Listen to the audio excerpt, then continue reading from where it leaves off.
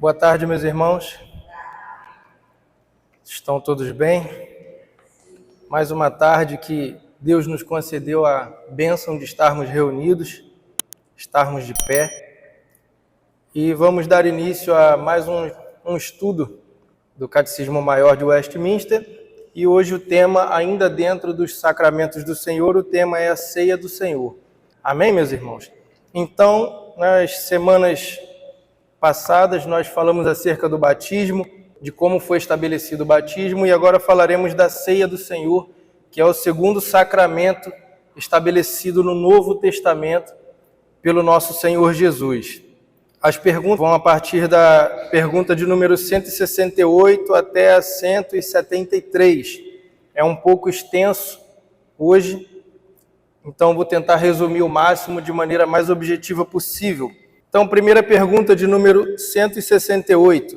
Irmãos, essas perguntas elas são bem objetivas, são bem didáticas, são de fácil entendimento, mas é necessário nós sempre estarmos trazendo memória aos ensinamentos e às diretrizes de nossa igreja. Então, pergunta de número 168 é a seguinte: o que é a ceia do Senhor?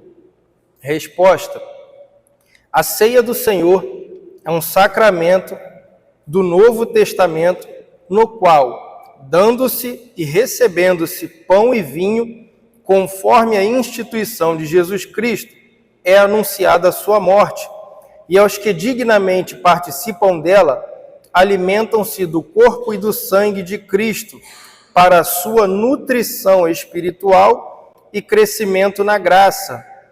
Têm a sua união e comunhão com Ele confirmadas, testemunham e renovam a sua gratidão e consagração a Deus e seu mútuo amor uns para com os outros, como membros do mesmo corpo místico.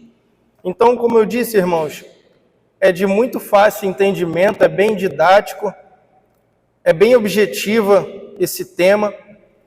Nós que estamos aqui, eu creio que a maioria dos que estão aqui, pelo menos, já participam da ceia do Senhor, aos domingos, que aqui é ministrada pelo reverendo Joel.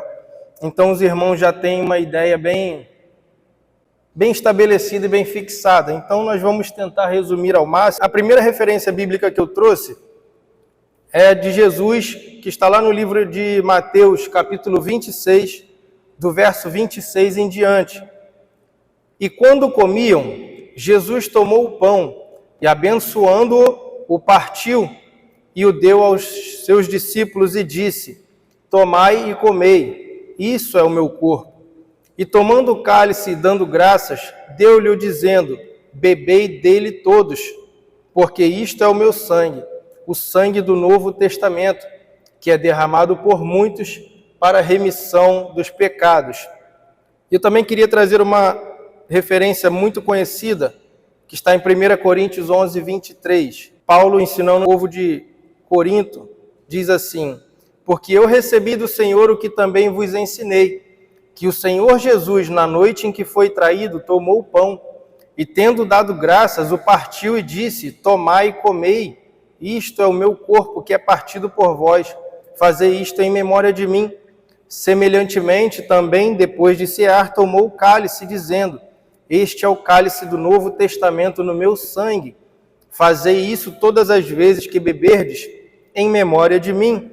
Porque todas as vezes que comerdes este pão e beberdes este cálice, anunciai a morte do Senhor, até que venha. Então vamos traçar alguns pontos aqui, que ficou bem claro. A ceia do Senhor é um sacramento do Novo Testamento. No Antigo Testamento, Deus havia estabelecido com o povo de Israel a Páscoa, como um sinal e selo da sua aliança. Isso está lá em Êxodo 12, irmãos, quando o povo ainda no Egito, diante das pragas sendo despejadas, a última praga Deus estabelece para que cada família tomasse um cordeiro macho, sem mácula, sem mancha, perfeito, e ali aquele cordeiro fosse sacrificado. O sangue daquele cordeiro deveria ser passado nos umbrais das portas, nas vergas das portas, e a carne daquele cordeiro deveria ser repartido entre os familiares para que eles comessem e se fartassem. E isso aponta, irmãos, para o Cordeiro de Deus, o sacrifício. É muito claro a menção do sacrifício do Cordeiro de Deus quando é instituído por Deus a primeira Páscoa. Então, ali ainda no Egito, aquele povo foi livrado do espírito, do anjo da morte que passaria a noite para ceifar as vidas dos primogênitos. Porque quando ele passasse e a marca do sangue daquele cordeiro estivesse sobre as portas daquele lar, o espírito da morte não adentraria e a vida daqueles primogênitos não seriam ceifadas. Então, uma alusão clara ao sangue do cordeiro, que seria derramado, como o próprio Jesus disse, como o sangue da nova aliança, anos depois, e a carne do cordeiro, que saciaria a fome daquela família. E foi estabelecido ali que ano após ano comemorasse a Páscoa do Senhor, fazendo menção à libertação do povo de Israel, que era cativo no Egito. Então, no Antigo Testamento, nós temos a Páscoa sendo estabelecida por Deus e trazia, como eu disse, memória a libertação do povo. Em resumo, era o derramar do sangue do Cordeiro, trazendo o livramento e a libertação, e apontava para um Redentor que um dia haveria de vir. Ela tinha a mesma essência da ceia do Senhor. Segundo ponto, o Senhor Jesus, na noite em que foi traído, ali reunido com os seus discípulos, comendo da Páscoa, ele estabelece a ceia do Senhor. E ele traça toda uma liturgia ao redor daquela cerimônia, daquele cerimonial. E aquilo deveria ser guardado por seus discípulos e pela sua igreja até o seu grande retorno. E ele constitui em dar e receber o pão e o vinho, no lugar da carne e do sangue do Cordeiro, que outrora era feito pela celebração da Páscoa. Então, um outro ponto, o uso correto da ceia do Senhor confirma a união do crente com Cristo. Participar compreende gratidão a Deus por sua graça e também abrange a renovação dos votos pactuais de amor e obediência a Deus e a Jesus Cristo. E os crentes demonstram e renovam o seu mútuo amor e comunhão como membros do corpo espiritual de Cristo, que é a Igreja. O seu significado aponta para a morte de Cristo, ou seja, ela retrata a doutrina da expiação substitutiva. Quando olhamos para a ceia do Senhor e ao lembrarmos quando o ministrante diz que Cristo mencionou: este é o meu sangue que é derramado por vós, este é o meu corpo que é partido por vós, aponta diretamente para o sacrifício de Cristo na cruz do Calvário. E o seu propósito é a edificação, o fortalecimento e o encorajamento espiritual do povo. Um outro ponto é que ela também aponta para algo muito importante, a segunda vinda de Cristo. Porque ele deixou bem claro: fazer isso em memória de mim até que eu volte, até que eu venha. Então, quando celebramos a ceia do Senhor, anunciamos a sua morte, o seu sacrifício, mas também anunciamos que ele há de voltar para buscar o seu povo. Amém? Este relato, como eu já li, está em 1 Coríntios 11, verso 26 em diante. Então, irmãos, eu acho que fica bem claro o que é a ceia do Senhor. Ele foi estabelecido por Cristo como um sacramento na noite em que ele foi traído. Então, Cristo substitui o uso da Páscoa, estabelece para a sua igreja o uso da ceia do Senhor como um anúncio da sua morte e da sua vinda. Tranquilo até aí? Alguém quer fazer algum comentário, alguma pergunta? Eu acho que fica bem tranquilo, né, irmãos? Afinal, todos nós somos participantes da ceia do Senhor, da mesa do Senhor. Tudo tranquilo? Podemos prosseguir? Pergunta de número 169. Como ordenou Cristo que o pão e o vinho fossem dados e recebidos no sacramento da ceia do Senhor? Resposta diz assim: Cristo ordenou que os ministros da palavra, na administração deste sacramento da ceia do Senhor, separassem o pão e o vinho do uso comum pela palavra da instituição, ações de graça e oração, que tomassem e partissem o pão e dessem, tanto este como o vinho, aos comungantes, os quais, pela mesma instituição, devem tomar e comer o pão e beber o vinho, em grata recordação de que o corpo de Cristo foi partido e dado, e o seu sangue derramado em favor deles. Bem didático também, irmãos. Eu acho que se nós pararmos para ler, acho que fica muito claro nessa pergunta, acho que não há nenhum grande ponto de dúvida, mas vamos estabelecer alguns pontos aqui. Dada a importância de que a ceia foi estabelecida pelo próprio Cristo, nós devemos celebrá-la em total acordo com o ensino bíblico. Nós não podemos acrescentar ou retirar aquilo que Cristo estabeleceu na noite em que foi traído. E, posteriormente, o apóstolo Paulo dá bastante ênfase na carta aos Coríntios e algumas outras passagens bíblicas do Novo Testamento. Então, nas passagens de Mateus, Marcos e Lucas, fica bem claro como Cristo estabelece e institui e como ele celebra a ceia naquele momento. E Paulo, momentos após, também deixa bem claro, bem tranquilo, como ela deve ser ministrada. Então, primeiramente, ela deve ser ministrada por um ministro da palavra, como nós falamos aqui a respeito do batismo na semana passada. Um ministro da palavra devidamente ordenado ministra a ceia do Senhor, sendo um homem de Deus devidamente ordenado pela igreja, capacitado. Ele deve ensinar o povo o real significado da ceia, usar as palavras que o Senhor Jesus usou na noite em que foi traído e com as quais ele estabeleceu este sacramento. Lembremos que, como um sacramento, a ceia por si só, ela não tem poder algum. O pão e o vinho que é dado por si só, irmãos, sem o verdadeiro ensinamento e sem a ação do Espírito Santo, não tem poder algum. Lembremos que outras igrejas e a nossa fé reformada, irmãos, ela é oriunda, digamos assim, de uma contraposição da Igreja Católica Romana. E a Igreja Católica Romana ensinava coisas que não estavam de acordo com o ensinamento bíblico daquela época.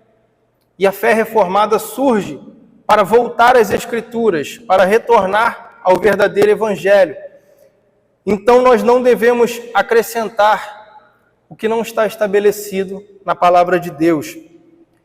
E o pão e o vinho, por si só, eles não têm poder místico algum, ou o pastor não tem poder místico algum para abençoar o povo por si só, irmãos.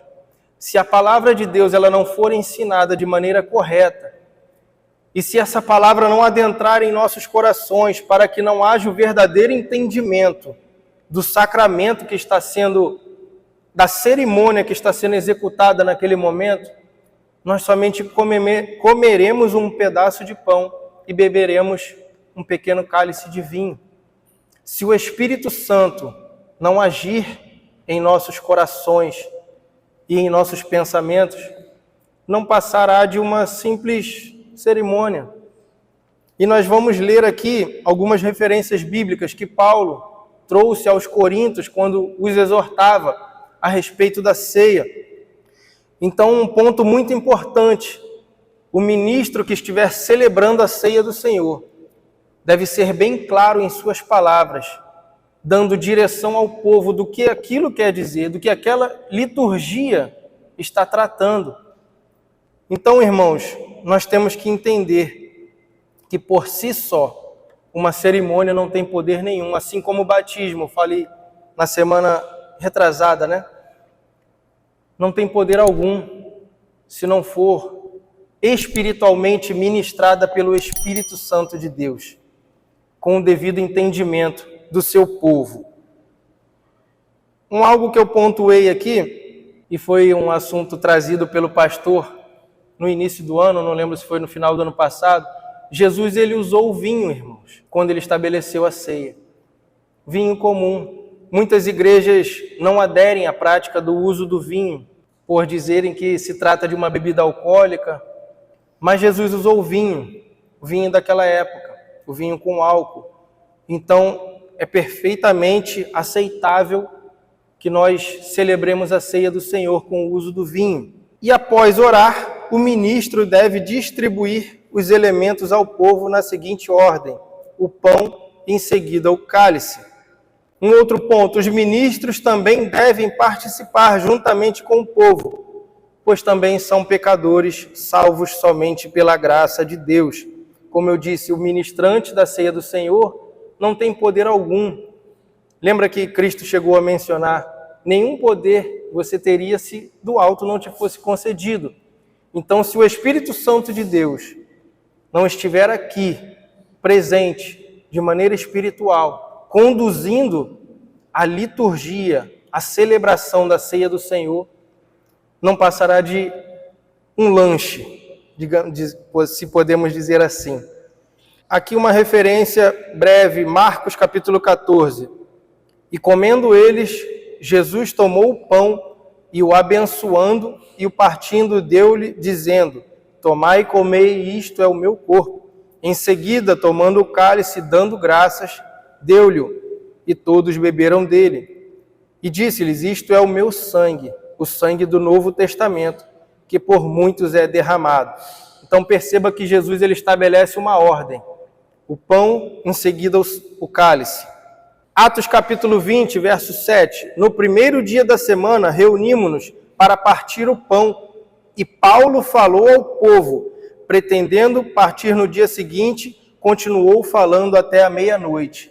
Então percebam que nessa passagem, ao partir o pão, o apóstolo Paulo começou a ensinar o povo o verdadeiro sentido da ceia. 1 Coríntios capítulo 11, verso 27 em diante. Portanto, qualquer que comer este pão ou beber o cálice do Senhor indignamente, será culpado do corpo e do sangue do Senhor. Examine-se, pois, o homem a si mesmo, e assim coma deste pão e beba deste cálice. Porque o que come e bebe indignamente, come e bebe para a sua própria condenação, não discernindo o corpo do Senhor.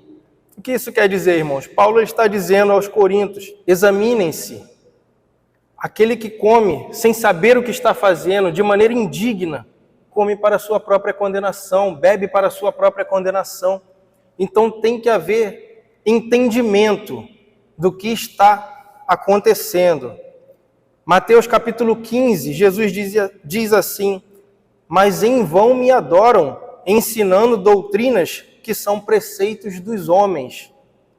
1 Coríntios 11, de sorte que, quando vos ajuntais num lugar, não é para comer a ceia do Senhor. Então perceba que Paulo estava exortando de maneira até dura os coríntios, porque eles não entendiam, não compreendiam o real significado da mesa do Senhor. Então, irmãos, deve haver ensinamento da palavra. Há uma liturgia estabelecida pelo próprio Cristo que nós devemos obedecer. E nós devemos, como foi falado aqui, mas será o tema da próxima pergunta, nos examinar e examinar o que está acontecendo ao nosso redor. Tudo tranquilo até aí? Como Cristo estabeleceu a ceia? Algum irmão quer fazer alguma observação ou alguma pergunta? Podemos prosseguir, irmãos? Pergunta de número 170. Como se alimentam do corpo e do sangue de Cristo os que dignamente participam da ceia do Senhor? A resposta diz assim: desde que o corpo e o sangue de Cristo não estão nem corporal, nem carnalmente presentes no com ou sob o pão e o vinho da ceia do Senhor, mas sim espiritualmente, a fé do comungante, não menos verdadeira e realmente dos que estão os mesmos elementos aos seus sentidos exteriores. Assim, os que dignamente participam do sacramento da ceia do Senhor se alimentam do corpo e do sangue de Cristo, não de uma maneira corporal e carnal, mas espiritual, contudo verdadeira e realmente, visto que pela fé recebem e aplicam a si mesmos o Cristo crucificado e todos os benefícios da sua morte. Essa pergunta ela traz uma questão que é tema de debate entre os próprios evangélicos. Ao celebrarmos a ceia do Senhor, Cristo está presente de maneira física, carnal, espiritual? O que os irmãos entendem acerca desse assunto?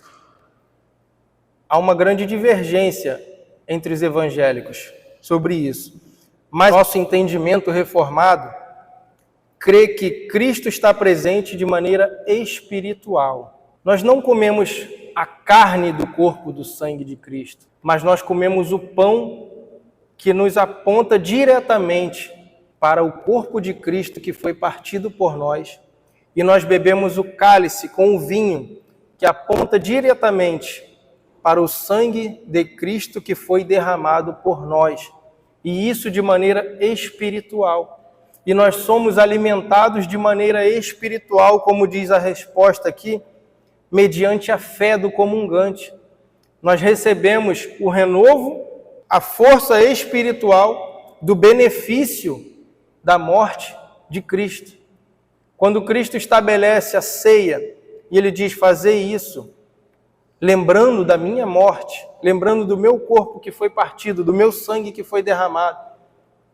Cristo falava antes, do meu sangue que será derramado, do meu corpo que será partido. Nós nos alimentamos de maneira espiritual. Então, Cristo de maneira espiritual, segundo a nossa fé, está presente. Existe, portanto, uma bênção real em participarmos de maneira correta da ceia do Senhor. Então, um ponto que tem que ficar muito claro, sim, nós somos abençoados de maneira real quando nós participamos da maneira correta da mesa do Senhor, que está sendo ministrada ao povo. Quando nós lemos aqui, quando participamos de maneira digna, nós recebemos o benefício que a morte de Cristo nos traz. Nós recebemos o renovo espiritual, o fortalecimento espiritual, o alimento espiritual. Então, Cristo está presente de maneira espiritual nos elementos durante o momento da celebração da ceia. A sua presença é real para os que dele se achegam com fé.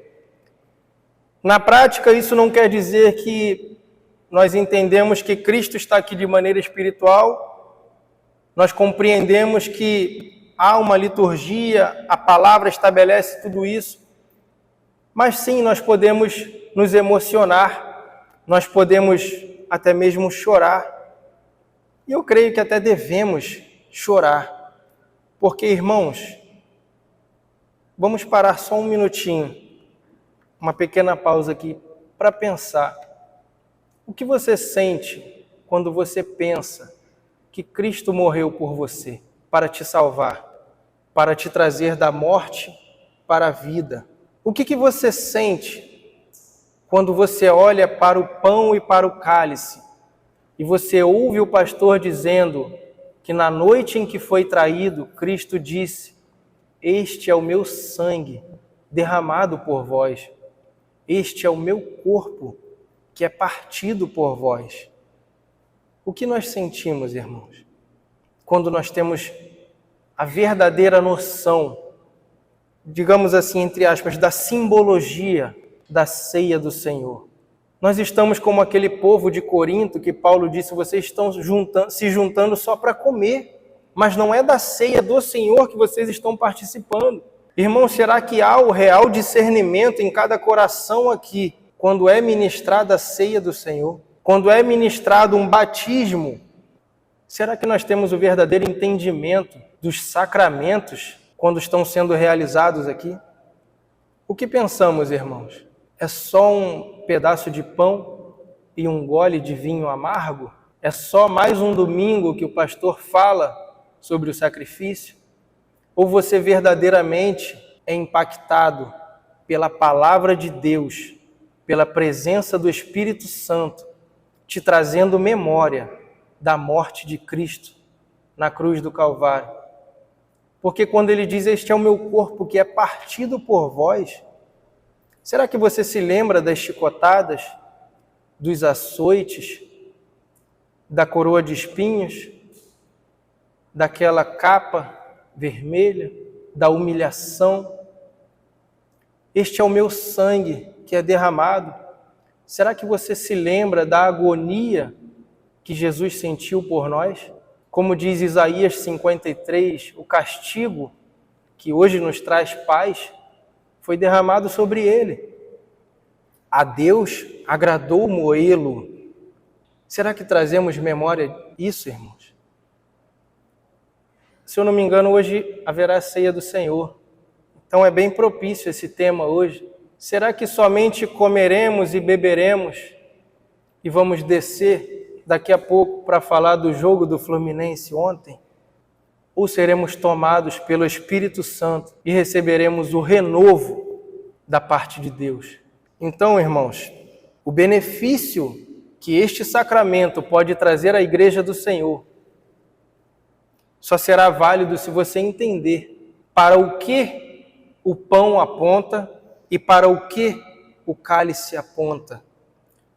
E se você verdadeiramente entender as palavras que Cristo disse: este é o meu corpo que está sendo partido e este é o meu sangue que foi derramado. Então, hoje fica aí, já na EBD, preparemos o nosso coração para a ceia. Ficou claro que Cristo está presente de maneira espiritual sobre os elementos que serão ministrados, sobre o momento da celebração, sobre as palavras que serão proferidas. Ficou bem tranquilo, né, irmãos? Pergunta de número 171. Os que recebem o sacramento da ceia do Senhor, como devem preparar-se para o receber? Já até falei, né, irmão? Mas vamos ler a resposta.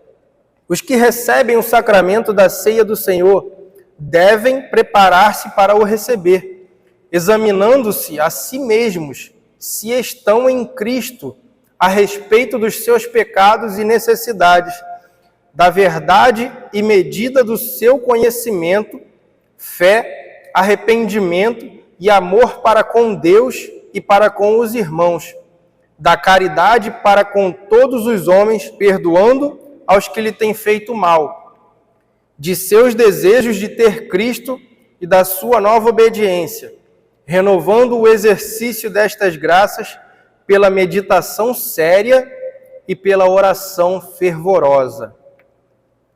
Então, como nós devemos receber este sacramento? Primeiro ponto, nos examinando a nós mesmos, se estamos verdadeiramente em Cristo, se estamos verdadeiramente buscando obedecer a sua palavra, se temos um real entendimento do que está sendo celebrado, buscando entender o verdadeiro conceito da ceia do Senhor, orar, meditar e estar em comunhão uns para com os outros. É um resumo dessa resposta, né? Ela é bem grande, mas tentei resumir. Então, irmãos, quando o pastor diz as palavras de Paulo, examinem-se, pois, a si mesmos, depois comam deste pão e bebam deste cálice. Vamos nos atentar, irmãos. Cristo derramou o seu sangue. Cristo se deu por nós para que viéssemos andar em novidade de vida. Lembra das palavras, aquele que roubava não roube mais, aquele que furtava não furte mais. Mas não é só isso, irmãos. Temos os nossos pecados de estimação, temos a nossa vida, muitas das vezes, com altos e baixos, Muitas vezes tropeçamos e nos encontramos em desobediência, mas domingo após domingo nos é ensinado: arrependam-se, creiam no Evangelho. Há aqui o momento de confissão, há o momento de contrição, há o momento da pregação da palavra. Então, quando formos nos achegar diante da mesa do Senhor, vamos nos examinar, vamos nos atentar para a palavra que está sendo ministrada, vamos orar de maneira fervorosa, vamos buscar entender toda a liturgia que está por detrás do cerimonial da ceia do Senhor. Como eu disse, essas perguntas são bem práticas e bem didáticas. Acho que é um beabá bem fácil para o nosso entendimento. Então vou prosseguir. Eu achei essa pergunta aqui pergunta de número 172. Uma pessoa que duvida de que esteja em Cristo ou de que esteja convenientemente preparada, pode se achegar à ceia do Senhor? Uma pessoa que está em dúvida pode se achegar, irmãos, para participar da ceia do Senhor? Resposta: uma pessoa que duvida de que esteja em Cristo ou de que esteja convenientemente preparada para participar do sacramento do Senhor pode ter um verdadeiro interesse em Cristo, embora não tenha ainda certeza disso, mas aos olhos de Deus o tem. Se está devidamente tocada pelo receio da falta desse interesse e sem fingimento deseja ser achada em Cristo e apartar-se da iniquidade, neste caso, desde que as promessas são feitas e este sacramento é ordenado para o alívio dos cristãos fracos e que estão em dúvida, deve lamentar a sua incredulidade, esforçar-se para ter as suas dúvidas dissipadas e, assim fazendo, pode e deve chegar-se à ceia do Senhor para ficar mais fortalecida. O que essa resposta quer dizer, irmãos? Eu vou tentar resumir de uma maneira bem mais prática e bem mais objetiva. Se há alguém aqui que ainda tem dúvida de que deve ou não participar da mesa, da ceia do Senhor, procure o pastor imediatamente. Procure um dos presbíteros imediatamente.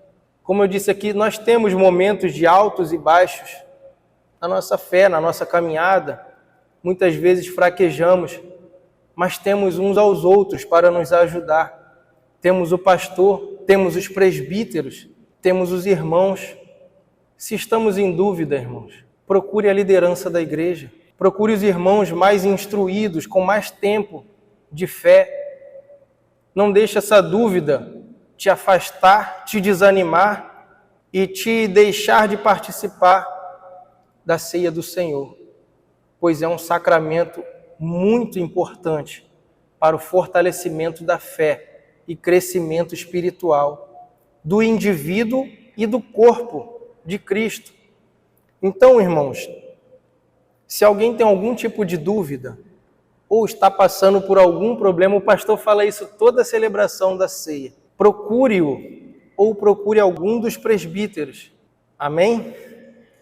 A última pergunta, de número 173.